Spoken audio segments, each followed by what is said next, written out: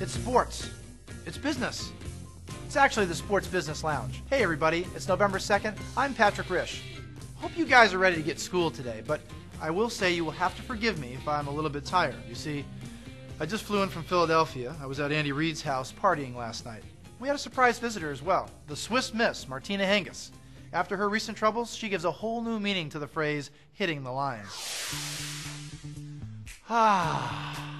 Coors Field in Denver, Colorado. Smell that mountain air.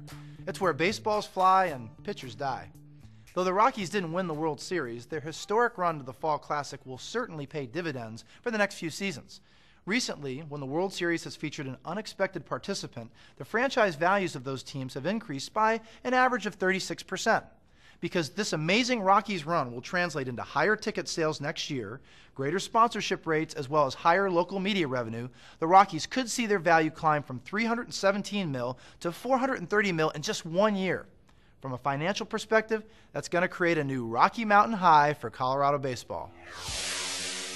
Baseball managers go through the grind of a 162-game season, and that's compared to 16 games for football and 82 for basketball.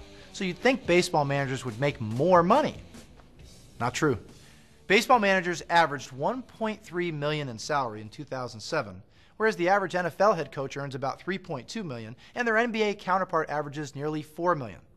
There's two reasons for this anomaly. First, NFL and NBA teams often bid college coaches away from their schools to join the pro ranks. You don't see this in college baseball.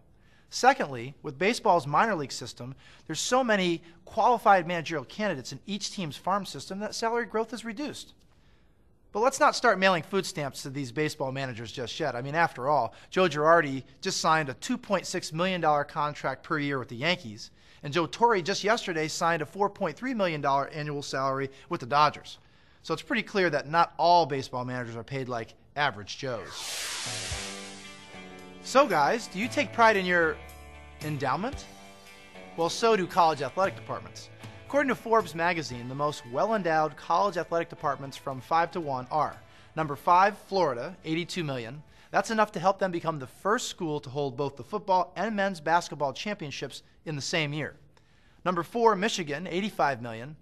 Well, unfortunately, that's still not enough to help the Maize and Blue mend those Appalachian State wounds from earlier this fall. Number 3, Virginia, $93 million. Let's see, that hasn't really bought them anything.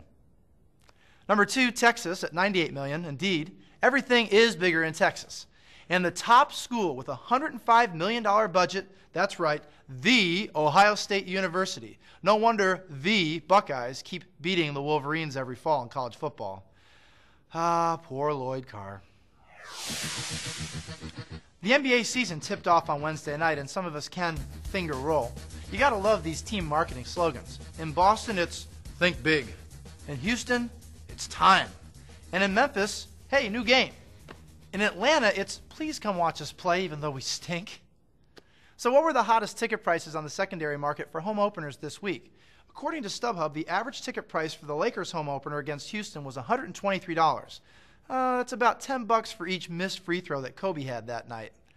Boston fans are obviously juiced to see the big three of Paul Pierce, Ray Allen, and Kevin Garnett, as their home opener against Washington was fetching an average price of $116. And then there's Knicks fans. They continue to prove that they don't understand the price-value relationship, as they were willing to pay an average price of $112 to watch their sorry excuse of a franchise host the Minnesota Timberwolves. You gotta be kidding me! So tell me guys, what can you do in 30 seconds or less? Drink 2 cans of beer?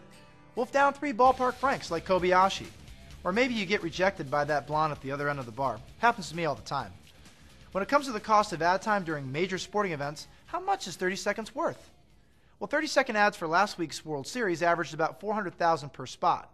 Comparatively, 30-second ads range from $600,000 to $800,000 during the Final Four and are as high as $2.5 million for the Super Bowl. So the sport, and more specifically the uniqueness of the event, drive ad rates. Oh, and one more thing, guys. Hopefully your girlfriend doesn't have anything embarrassing to add to that list of things you do in less than 30 seconds. Well, you know Bud Selig is smiling this morning because Major League Baseball just announced that league revenues surpassed $6 billion in 2007. That puts them just behind the NFL. baseball sales have increased 50% from 2004 and have doubled since 2000. NFL revenues grew at half of baseball's pace during the same period. Given the NFL's ridiculously large media revenue, how is this possible? Well, first, improved competitive balance in baseball has helped boost attendance for teams in smaller markets. Second, the growth of the online ticket resale market has increased season ticket sales, as well as cut down on the number of no-shows, and that helps concession and merchandise sales. Furthermore, the MLB.com website, satellite radio broadcast, out-of-market TV game packages, and better-than-expected international growth, all of these things have boosted baseball sales. So watch out, NFL. Here we come. So that's a review of the week that was in the sports business industry. And what do we have to look forward to this weekend? Well, the answer is quite a bit. In movies, you got to check out American Gangster. Almost nabbed the lead role in that one, but the studios thought Russell Crowe would play a better foil to Denzel. I don't know. Maybe they're right.